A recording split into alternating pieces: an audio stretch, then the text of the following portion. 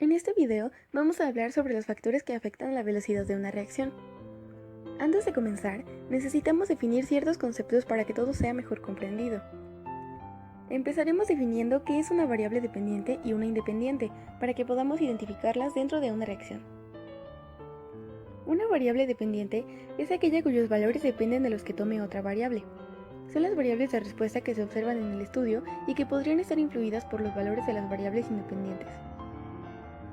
La variable dependiente es el factor que es observado y medido para determinar el efecto de la variable independiente. Una variable independiente es aquella propiedad que tiene la capacidad para afectar a otras variables. No depende de otros factores para estar presente en el estudio. En investigación experimental se llama así a la variable que el investigador manipula. Ahora vamos a explicar en qué consiste el principio de Le Chatelier. El principio dice así: cuando una reacción en equilibrio sufre una alteración de condiciones, las proporciones de los reactivos y de los productos se ajustan de manera de minimizar el efecto de la alteración. Esto quiere decir que cuando se modifica algún parámetro, por ejemplo la presión, la temperatura o la concentración, este se traslada en cierta dirección, ya sea hacia los reactivos o hacia los productos, hasta alcanzar nuevamente el estado de equilibrio inicial. El principio de Le Chatelier aplica para los siguientes casos. Efecto de la concentración. Cuando aumenta la concentración de una sustancia que se encuentra en un sistema en equilibrio, el sistema se desplazará de modo que utiliza parcialmente la sustancia que se adicionó. Efecto de la presión-volumen. Si aumenta la presión de un sistema gaseoso en equilibrio, disminuye el volumen. Entonces el sistema se desplaza hacia donde hay un menor número de moles. Y caso contrario, si la presión disminuye, el volumen va a aumentar y entonces el sistema se va a desplazar hacia donde haya un menor número de moles también. Efecto de la temperatura. Si en el sistema donde sucede una reacción se eleva la temperatura, la reacción se trasladará hacia el lado que absorba calor. Estaríamos hablando de una reacción endotérmica. Por otro lado, si la temperatura disminuye, la reacción se va a trasladar hacia el lado que desprenda calor, y estaríamos hablando en este caso de una reacción exotérmica. Efecto del catalizador. El principio de Le Chatelier ignora la presencia del catalizador. Lo que sucede es que la velocidad de reacción aumenta con la acción del catalizador porque éste abrevia el tiempo necesario para que el sistema alcance el equilibrio, pero no modifica la posición de equilibrio, pues tanto la reacción directa como la inversa son catalizadas en la misma extensión y no sufren una transformación permanente en el curso de la reacción. Ahora que estos conceptos están claros, podemos proceder a hablar sobre el tema en cuestión. Vamos a estudiar cómo aumenta la velocidad de reacción de los procesos químicos en función de la temperatura, la superficie de contacto, la concentración de las sustancias que reaccionan y de los catalizadores e inhibidores. Cuando algunas sustancias reaccionan, lo hacen en forma lenta, por ejemplo, el hierro en presencia de aire. Otras reaccionan rápidamente, como por ejemplo el sodio también en presencia de aire. Y hay sustancias como el papel en presencia de aire que no reaccionarían jamás sin el auxilio del fuego, pero una vez comenzada la reacción, esta se desarrolla rápidamente. Entonces, tanto para que una reacción ocurra como para modificar su velocidad, se deberán tener en cuenta varios factores. A continuación, mencionaremos algunos de los más importantes. En primer lugar, encontramos a la temperatura. Al incrementar la temperatura, la rapidez de las reacciones también es acelerada. Esto se debe a que el movimiento de las partículas se incrementa con la temperatura. Por lo tanto, a temperaturas altas, las colisiones promedio son más enérgicas, aumentando la probabilidad de rompimiento de enlaces, dando lugar al reordenamiento atómico para el desarrollo de la reacción. La velocidad de reacción se duplica por cada 10 grados centígrados de aumento de temperatura. También está la superficie de contacto. Cuando una o todas las sustancias que se combinan se hallan en estado sólido, la velocidad de reacción depende de la superficie expuesta en la reacción. A mayor superficie de contacto, mayor velocidad de reacción.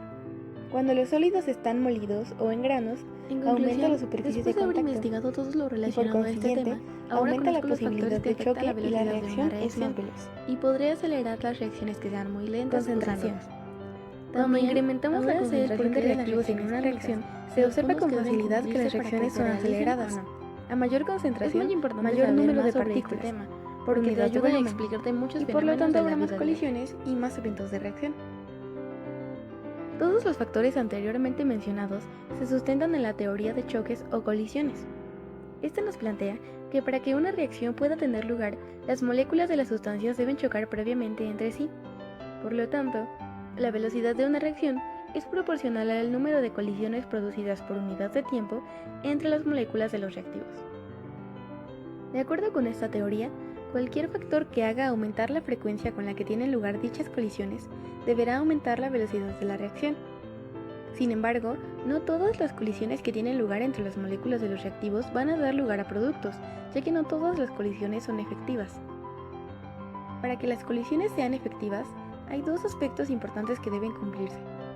El primero dice que las partículas de las especies reaccionantes deben tener una energía mínima necesaria, llamada energía de activación, pues todas las reacciones implican una ruptura de enlaces que requieren un aporte energético.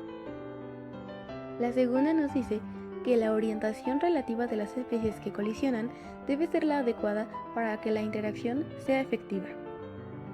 En caso de no cumplirse los dos factores mencionados anteriormente, entonces las colisiones no serán efectivas y no se realizará ninguna reacción. El último factor que aumenta la velocidad de reacción son los catalizadores. Los catalizadores son sustancias que pueden acelerar o retardar el curso de una reacción. En caso de que la retarde, se van a llamar inhibidores. Y pues en el caso de catalizadores e inhibidores, no van a ser partícipes de la reacción. Esto quiere decir que la naturaleza de esta no va a cambiar durante el proceso químico. Ahora vamos a hablar de enlaces químicos. Un enlace químico corresponde a la fuerza que une o enlaza dos átomos, sean estos iguales o distintos. Los enlaces se pueden clasificar en tres grupos principales: enlaces iónicos, enlaces covalentes y enlaces dativos o covalentes coordinados. Los enlaces se producen como resultado de los movimientos de los electrones de los átomos, sin importar el tipo de enlace que se forme. También existen enlaces que se llevan a cabo a nivel molecular, como es el caso del puente de hidrógeno. Para efectos de este tema, solo hablaremos del enlace iónico y del enlace por puente de hidrógeno. El enlace iónico es un enlace que puede definirse como la unión entre dos átomos a través de una cesión electrónica. Una cesión electrónica se da cuando un elemento electropositivo se une con un elemento electronegativo. Mientras mayor sea la diferencia de electronegatividad entre los elementos, más fuerte será el enlace iónico. Se empieza a considerar que dos átomos están unidos a través de un enlace iónico cuando su diferencia de electronegatividad es superior a 1.7. El enlace por puente de hidrógeno en realidad no es un enlace propiamente dicho, sino que es la atracción experimentada por un átomo electronegativo y un átomo de hidrógeno que están formando, a la vez, parte de distintos enlaces covalentes. El átomo con mayor electronegatividad atraerá hacia sí los electrones del enlace, formándose un dipolo negativo, mientras que el átomo de hidrógeno, al ceder parcialmente sus electrones, genera un dipolo de carga positiva en su entorno. Estas cargas opuestas se atraen. El puente de hidrógeno es un caso especial de la interacción dipolo-dipolo. El enlace por puente de hidrógeno puede ser intermolecular, como es el caso del agua, o puede darse también dentro de una misma molécula, siendo denominado en este caso puente de hidrógeno intramolecular.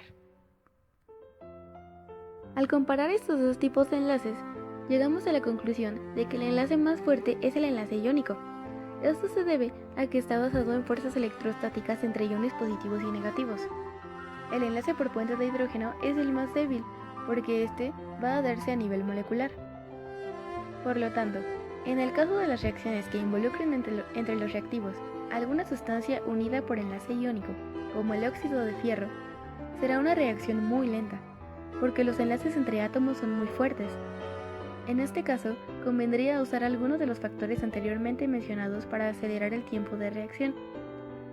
Por el contrario, cuando dentro de los reactivos encontremos una sustancia cuyo enlace se llevó a cabo por puente de hidrógeno, como el agua, entonces será una reacción rápida, porque los enlaces moleculares son muy fáciles de romper.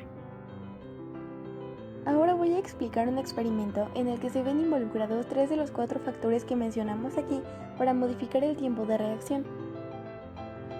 Se titula Factores que modifican la velocidad de una reacción. La introducción dice así: para que una reacción se lleve a cabo se necesita que los átomos o moléculas se encuentren y choquen. La reacción se verá favorecida cuando estos puedan desplazarse y chocar unos con otros. Todos hemos observado que con los años el papel de los libros cambia de color. Primero se torna amarillo y luego al pasar mucho tiempo adquiere un color café. Lo que ocurre es una combustión lenta del papel. Efectivamente, el papel se quema lenta y espontáneamente a temperatura ambiente, pero no basta saber si una reacción química es espontánea o no, pues puede ocurrir en un segundo o en cientos de años. Por ello, es imprescindible saber a qué velocidad ocurre un cambio químico y cuáles son los factores que modifican dicha velocidad. De esto se ocupa la cinética química. La pregunta acerca de que si se puede controlar la velocidad de una reacción es a menudo importante en la industria. Puede ser el factor decisivo que determine si una cierta reacción química es económicamente adecuada o no.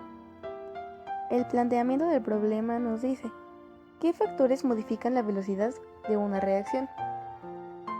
Dentro de los materiales podemos encontrar los siguientes: Alka-Seltzer, agua, ácido clorhídrico concentrado, mármol, ácido sulfúrico concentrado, agua oxigenada, dióxido de manganeso concentrado, cerillos, vaso de precipitados, báscula, cortador, cronómetro, termómetro, probeta graduada, tubo de ensayo.